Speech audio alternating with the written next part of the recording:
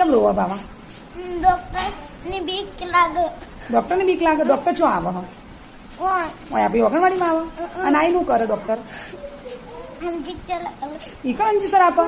હા તો હવે ડોક્ટર આપણે ઓગણવાડીમાં આવે ને તો હું એમને ના પાડી દઈએ કે સાહેબ અમારા છોકરાને ઇન્જેક્શન નહીં આપવાના. હા મમ્મી લઈ જાઉં. મમ્મી જોડે જઈને કરે તું? મમ્મી જોડે રમે? હજુ જે આ કેટલા બધા છોકરા બેઠા હે, આ બધા છોકરા જોડે તારો એ રમવાનું નહીં હે?